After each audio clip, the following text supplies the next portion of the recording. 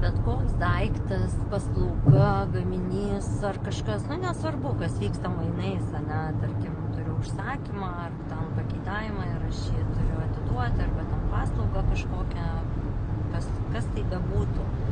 Tai girdėdami, aišku, užsakovą, ar ten pirkėją, ar paslaugos gavėją, bet vis tiek darykime viską taip, kaip darytume lyg savo. Nes tai, ką iš tikrųjų darome savo, mes visada darome geriausiai.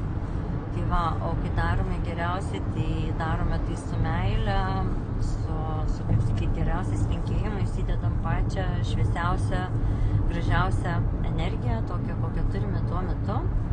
Ir bet kokiu atveju vis tiek bus perka kiekvienas mūsų susiranda pagal energiją, Tai ir daiktą, ir kažkokį kūrinį, kas tai bebūtų, kuo mes dalinamės, ką mes kuriam ir parduodam, tarkim, tai perka vis tiek žmonės mūsų energiją. Tai va, o paskui tik tai eina visa kita.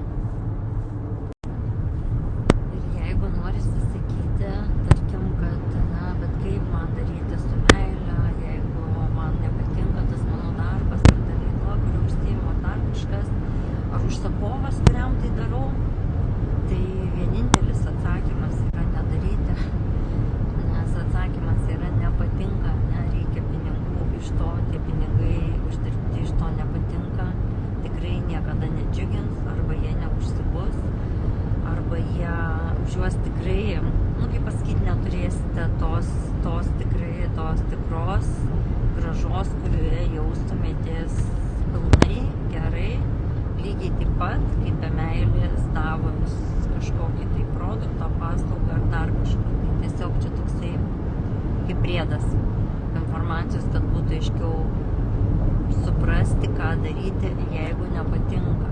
Tai va, o jeigu noras yra atsakyti, čia lengva kalbėti, bet kai yra ten tam tikri dalykai, ten vaikai, paskolos ir dar kažkas, tai irgi suprasti, kad visa tai